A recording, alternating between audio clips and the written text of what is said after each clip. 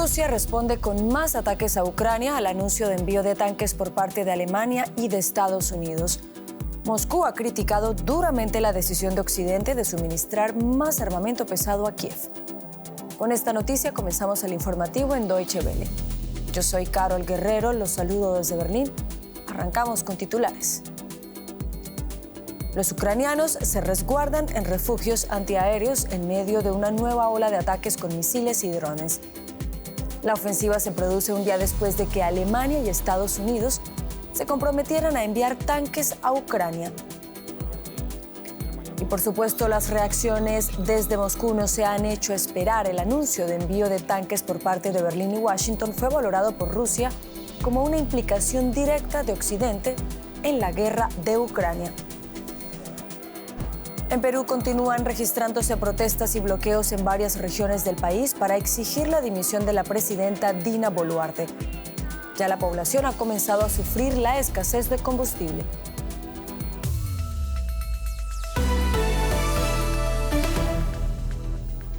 Rusia lanzó un nuevo ataque masivo con drones y misiles sobre Ucrania que causaron al menos 11 muertos y cortes de electricidad en varias regiones. Este ataque se produce un día después de que Alemania y Estados Unidos anunciaran el envío de tanques pesados a Kiev. Las autoridades ucranianas ordenaron a la población buscar refugio bajo tierra, como aquí en la capital.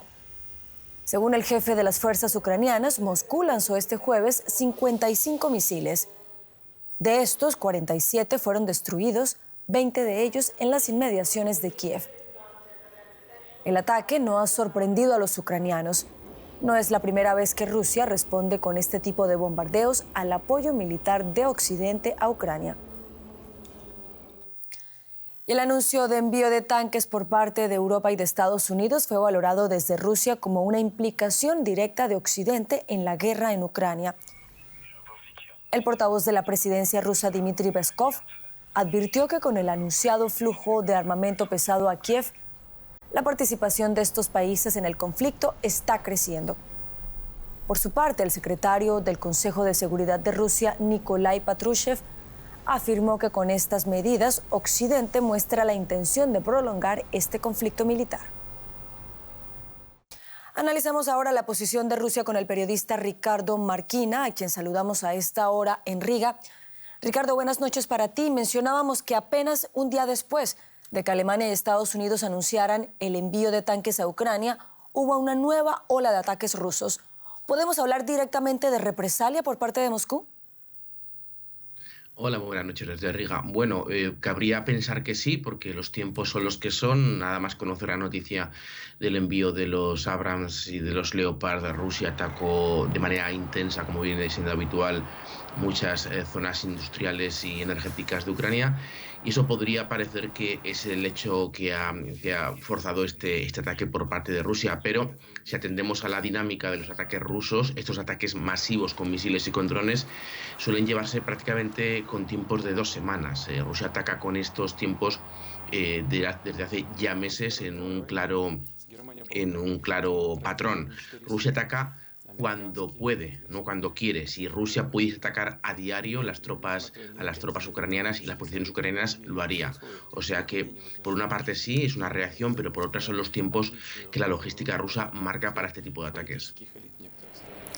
Ricardo, ¿qué tan en serio se puede tomar la retórica belicista que se ha escuchado en algunos medios de propaganda rusos tras este anuncio de envío de tanques por parte de Berlín y de Washington?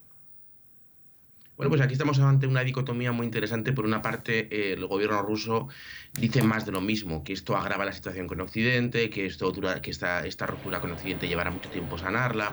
Este tipo de acusaciones un poco vagas. Sus voceros, la televisión del Estado, que no deja de ser televisión pública del Estado, va muchísimo más lejos y llama a bombardear Berlín, a invadir Francia, a declarar la guerra nuclear. Con lo cual, otra vez está la diferencia entre lo que quiere el Estado ruso, que sería una escalada mucho más fuerte, y lo que puede, que es apenas haber conquistado la mitad de 3 regiones en Ucrania. Pero está claro que esta implicación mayor y mayor de Occidente en la guerra de Ucrania con el envío de material, ahora ya material pesado, supone un revés a los planes de Rusia, unos planes ya muy trastocados. No olvidemos de dónde venimos. Rusia pensaba conquistar Ucrania en cuestión de una semana. Así es, Ricardo Marquina, gracias por este análisis. A vosotros. Y varios países se han unido a Estados Unidos y a Alemania en el envío de tanques a Ucrania. Se espera que esta acción pueda marcar la diferencia en el campo de batalla en favor de Kiev. Sin embargo, Rusia no da señales de retroceder en el terreno. Analistas afirman que Moscú se prepara para lanzar una nueva ofensiva en primavera. A continuación, echamos un vistazo al tipo de armas que Rusia tiene a su disposición. Desde el fin de la Segunda Guerra Mundial, Rusia ha sido considerado como el segundo ejército mundial más potente después de Estados Unidos. Antes de la invasión de Ucrania, Rusia contaba con casi 1 millón de soldados, 1.500 aviones de combate, 7.600 piezas de artillería y la mayor fuerza de tanques del mundo con 12.400 unidades. Rusia era una fuerza formidable, al menos sobre el papel. Pero tras la fallida toma de Kiev en las primeras semanas de la guerra, muchos analistas dudan de su capacidad real. Con el tiempo, el presidente Putin y Rusia se darán cuenta del alcance de su error estratégico. Fuera de Moscú, poco se sabe del tamaño actual del arsenal ruso. Sin embargo, periodistas de investigación han podido catalogar lo que ha desplegado en el campo de batalla. Investigadores holandeses del fabricante Oryx afirman que Rusia ha perdido al menos 69 aviones, 560 piezas de artillería y 1.600 tanques. El ejército estadounidense va más allá y estima que Rusia puede haber perdido hasta la mitad de sus tanques. Analistas señalan que el uso del tanque T-62 por parte de Rusia es prueba de que sus equipos se encuentran en una situación precaria. El T-62 es una reliquia de cuando se construyó el muro de Berlín. El gobierno de Ucrania también asegura que Moscú se quedará sin misiles de largo alcance debido a que las fábricas rusas no pueden reponer las existencias. Pero sus estimaciones de noviembre fueron demasiado optimistas, pues poco después Rusia intensificó su campaña de bombardeos de largo alcance. Construir una bomba lleva más tiempo que lanzarla, pero el Kremlin afirma que las fábricas de armas trabajan a destajo para abastecer a sus fuerzas invasoras. Putin visitó recientemente una de ellas y elogió a los trabajadores. Todo esto me hace confiar en que la victoria será nuestra. Por su parte, Ucrania, con gran parte de su infraestructura destruida, cuenta con mantener el flujo de suministros de sus socios internacionales para contrarrestar el poderío militar de Rusia. Y el nuevo ministro alemán de Defensa, Boris Pistorius, ha tenido una desafiante primera semana en el cargo. Un día después de que el gobierno federal anunciara la entrega de tanques Leopard 2 a Ucrania, visitó la Bundeswehr. Durante su visita inaugural al área de entrenamiento militar en Sajonia-Anhalt, en el este del país, uno de los temas fue cómo ayudar militarmente a Ucrania y, al mismo tiempo, equipar mejor al ejército alemán. Tras solo 7 días en el cargo, el nuevo ministro alemán de Defensa, Boris Pistorius, realizó su primera visita a las tropas. Pistorius visitó campo de entrenamiento en Sajonia-Anhalt. Aquí se ejercitan efectivos de una unidad que también está preparada para misiones internacionales de la OTAN. Y el ministro les promete: trabajaré para garantizar que ustedes obtengan el equipamiento y las condiciones que necesitan para cumplir su importante misión, tanto en la alianza como en la defensa nacional. Una tarea de gran envergadura, ya que la Bundeswehr arrastra problemas de abastecimiento y de adquisición de sistemas de armamento en prácticamente todos los ámbitos. Con la munición actual, por ejemplo, las tropas solo podrían resistir unos días en caso de emergencia. La guerra de Ucrania agrava la situación. La entrega de armamento hará aumentar sin duda alguna los problemas donde ya hay un déficit. Mi prioridad ahora es entablar conversaciones con la industria armamentística y garantizar que los plazos de adquisición se acorten significativamente. El canciller alemán Olaf Scholz anunció poco después de iniciarse la invasión rusa de Ucrania un fondo especial de 100.000 millones de euros para la Bundeswehr. Pero no fue hasta diciembre cuando se pusieron en marcha los primeros proyectos, entre ellos la compra de cazas F-35 a Estados Unidos. Un problema, la falta de capacidad de producción, un problema no exclusivo de Alemania. El líder del Partido Popular Europeo, Manfred Weber, por ejemplo, aboga por una reorganización de la producción armamentística europea. Según Weber, los estados europeos no se hallan actualmente en condiciones de proporcionar el armamento necesario con rapidez y en cantidades suficientes, ni para ellos mismos ni para los demás. Vamos ahora con un resumen de otros hechos que también son noticia en esta jornada. Estados Unidos ha declarado oficialmente organización criminal al grupo Wagner, la red rusa de mercenarios. Una medida que permite a Washington congelar los activos estadounidenses del grupo por su papel en la invasión rusa de Ucrania. El Departamento del Tesoro también ha impuesto sanciones a varios individuos vinculados con el grupo Wagner. Un operativo conjunto de las autoridades de Estados Unidos, Alemania, Países Bajos y la Interpol desmanteló la página web de una red internacional de cibercriminales. Según el FBI, esta red hackeaba hospitales, colegios o empresas financieras para pedir rescates. La organización denominada Hive trató de obtener cientos de millones de dólares extorsionando a sus víctimas en Estados Unidos y en el resto del mundo. Y ya está con nosotros Belén Palancar, lo que quiere decir que pasamos en este momento a la información económica. Belén. Gracias, Carol. Pues sí, nos vamos a la región y es que la reciente cumbre de la CELAC, la Comunidad de Estados Latinoamericanos y Caribeños, dejó claro que China y América Latina han mantenido una relación económica en rápido crecimiento durante los últimos 30 años. El gigante asiático se ha convertido en el segundo socio comercial de la región para algunos países e incluso el primero, desplazando así a Estados Unidos. El comercio entre China y América Latina ha crecido exponencialmente en las 2 últimas décadas.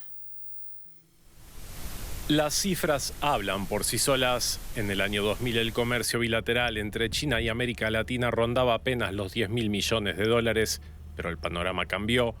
Hoy, China es el socio comercial más importante para la mayoría de los países sudamericanos. En 2020, el comercio bilateral había aumentado hasta superar los 300.000 millones de dólares. Este crecimiento se ha visto impulsado en gran medida por la alta demanda china de materias primas como el petróleo, el cobre y la soja, que abundan en América Latina. Analistas esperan que el intercambio comercial se duplique hasta el año 2035. Los países latinoamericanos han podido acceder a los mercados y consumidores chinos, contribuyendo así a impulsar su propio crecimiento económico. La relación entre el gigante asiático y América Latina se fortalece, como quedó claro en la reciente cumbre de la CELAC celebrada en Buenos Aires, y el mensaje de apoyo del presidente chino Xi Jinping en pro de la integración regional de América Latina y el Caribe. Otro motor de la mejora en las relaciones comerciales ha sido la rápida industrialización y urbanización de China. Esta conlleva un enorme aumento de la demanda de materias primas. América Latina ha sabido sacar provecho de ello, aunque teme por la reciente desaceleración del gigante asiático. Pero las relaciones no se limitan únicamente al comercio. China también ha realizado importantes inversiones en proyectos de infraestructuras en América Latina, como puertos, aeropuertos y carreteras. Estas han contribuido a mejorar la conectividad y la logística en la región, facilitando a los países latinoamericanos la exportación de sus productos y el acceso a los mercados mundiales. Otro campo, la ayuda al desarrollo. China también ha proporcionado ayuda financiera a muchos países latinoamericanos a través de créditos y subvenciones. En 2020, China concedió 20.000 millones de dólares en préstamos a países latinoamericanos, lo que contribuyó a apoyar el crecimiento económico y el desarrollo de la región, una inversión no del todo bien vista de Estados Unidos y Europa, los socios más tradicionales de la región. No obstante, el hecho de exportar esencialmente materias primas ha suscitado preocupaciones sobre la sostenibilidad a largo plazo de este tipo de relación comercial. Y vamos a profundizar un poco más en la relación comercial entre China y Latinoamérica. Para ello nos acompaña el señor Enrique Dussel, coordinador del Centro de Estudios China-México de la UNAM. Gracias por estar con nosotros. En primer lugar, señor Dussel, ¿hasta qué punto el intercambio comercial con China fomenta el extractivismo en los países de América Latina que exportan materias primas? Claro, mira, a ver, es importante recordar que China desde hace más de 5 años ya es el segundo socio comercial de América Latina, solo después de Estados Unidos. La participación de China es la mitad de Estados Unidos todavía. Y yo te diría que la especialización comercial de América Latina con China es muy diversa, ¿no? Es cierto que sobre todo el sur de América Latina exporta sobre todo materias primas de bajo valor agregado, pero hay otros países como México que han logrado exportar y comercializar crecientemente productos manufacturados de mayor valor agregado. Entonces esto depende mucho, yo te diría, de la oferta latinoamericana más que de la demanda china. Por otro lado, señor Dussel, el presidente brasileño Lula da Silva ha propuesto recientemente negociar un acuerdo en bloque de Mercosur con China. ¿Qué podría significar esto para el intercambio comercial y para China como socio prioritario en la región? Mira, me parece que el efecto puede ser muy significativo en términos de dinamizar la relación e instrumentos muy concretos entre América Latina y el Caribe con China. Yo te recuerdo que con Bolsonaro la relación con China estuvo semicongelada, en stand-by, como dicen en inglés, y las señales que se quiere dinamizar en forma significativa. Ojo, América Latina y el Caribe, vía el foro CELAC-China, ya tiene un foro regional, que no subregional para los países del Mercosur, pero ya tiene un acuerdo muy amplio con cientos de instrumentos de cooperación entre América Latina y China, a la cual todos los países de la región, incluyendo los de Mercosur y Brasil, pues pueden hacer uso de ello desde el 2015.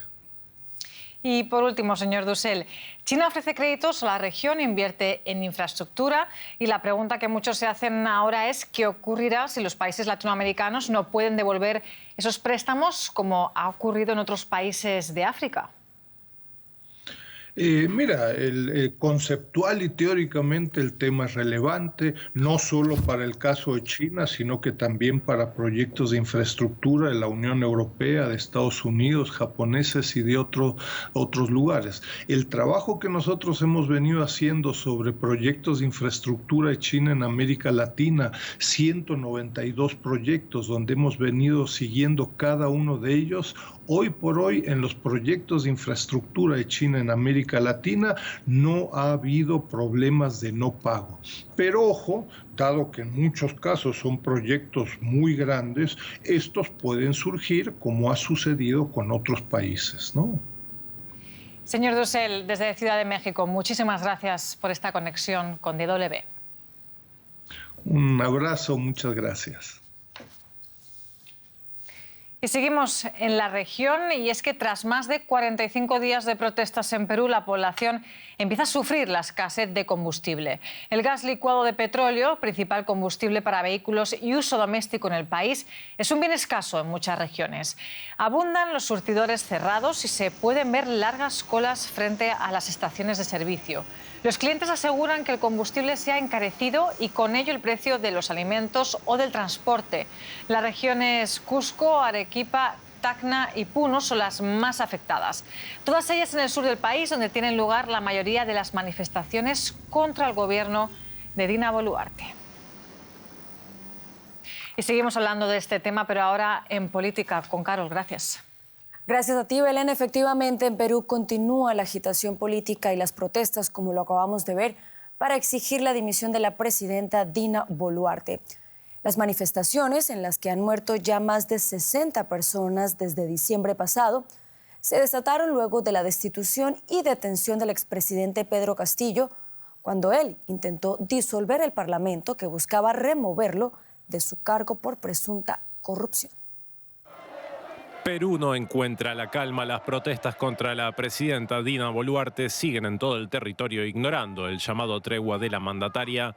Este miércoles la Defensoría del Pueblo confirmó la muerte de un bebé de 1 año en Cusco por hechos vinculados al bloqueo de carreteras por las protestas antigubernamentales. Esto eleva a 63 el total de víctimas mortales desde que comenzó el estallido social en diciembre pasado. El gobierno de Boluarte en apuros. Este miércoles sufrió un nuevo revés. Renunció la ministra de Producción, Sandra Belaunde. Boluarte había solicitado el martes una tregua nacional, pero recibió como respuesta una nueva marcha, la mayor en Lima hasta ahora, con duros enfrentamientos entre policías y manifestantes que convirtió el casco histórico de Lima en un lugar de batalla donde volaron piedras, perdigones y bombas lacrimógenas, posturas de momento irreconciliables. Aquellos que nosotros salimos a luchar, a defender nuestra democracia, ellos manifiestan que somos terroristas. Nosotros, como licenciados de las Fuerzas Armadas del Perú, ya estamos dando el ultimátum a la presidenta usurpadora de Dina Boluarte y al señor Otárola que cese esta situación. Este miércoles la Cancillería peruana se quejó ante el embajador de Chile en Lima, alegando que el presidente del país vecino, Gabriel Boric, se expresó de manera irrespetuosa sobre Boluarte el martes durante la cumbre de la CELAC en Buenos Aires. El Consejo de Derechos Humanos en Ginebra criticó el uso excesivo de la fuerza para reprimir las protestas en Perú, lo que fue replicado por el Ministerio de Justicia, afirmando que las autoridades respondieron de forma apropiada. Las protestas estallaron tras la destitución y detención del presidente izquierdista Pedro Castillo el pasado 7 de diciembre por intentar disolver el Parlamento controlado por la derecha.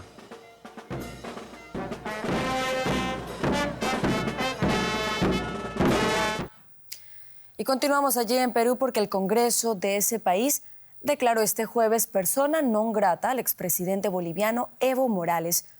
La moción, que contó con el voto favorable de 74 congresistas, considera que el exmandatario boliviano interviene constantemente en la política nacional con el fin, siempre a juicio del Parlamento peruano, de desequilibrar el orden interno del país. Debido a las protestas que se iniciaron a comienzos de diciembre en Perú contra la presidenta Dina Boluarte, el gobierno prohibió el pasado 9 de enero el ingreso de Evo Morales. El expresidente boliviano ha estado muy activo en las redes sociales, opinando sobre la crisis en Perú y también defendiendo al expresidente Pedro Castillo. Y vamos ahora a Haití porque allí decenas de policías atacaron este jueves la residencia del primer ministro Ariel Henry en la capital de Puerto Príncipe.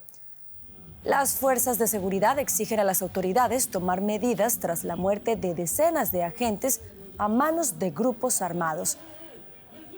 El primer ministro volvía hoy de Argentina, donde había participado en la cumbre de la CELAC.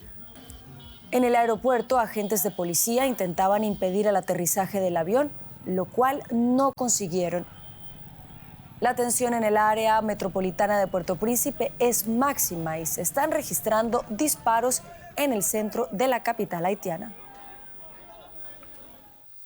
Y Ciudad de México cuenta con un nuevo espacio recreativo para la preservación de la fauna silvestre en el marco de los 100 años del zoológico de Chapultepec.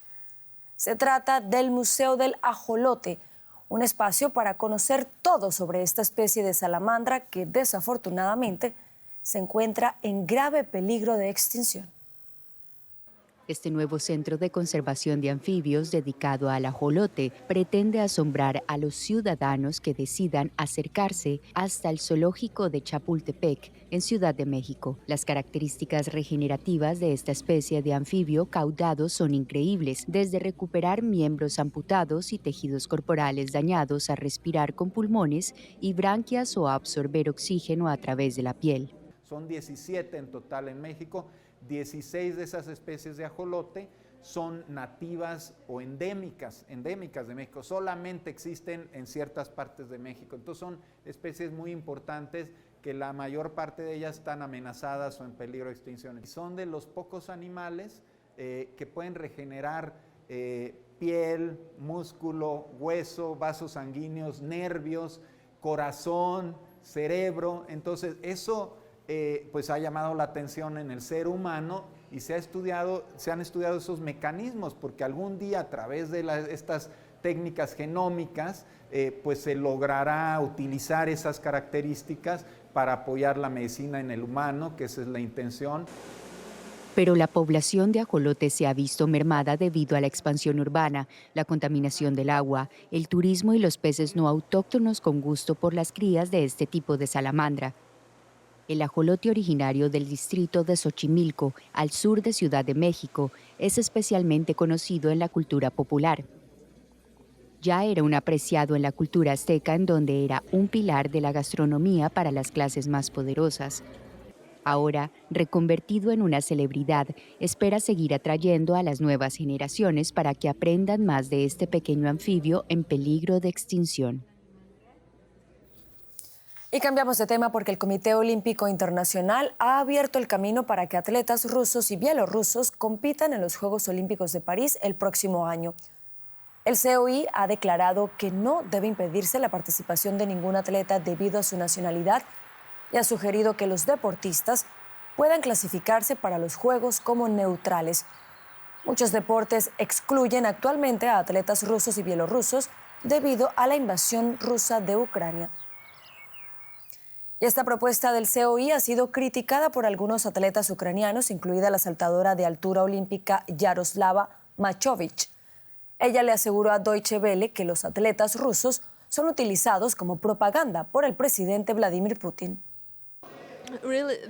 Hay que ver las cosas que hacen y cómo se comportan los atletas rusos. Cómo muestran los atletas rusos su apoyo a su presidente. Por supuesto, los atletas y deportistas ucranianos harán todo lo posible para que los atletas y deportistas bielorrusos y rusos no compitan en competiciones internacionales, porque Rusia es una nación terrorista.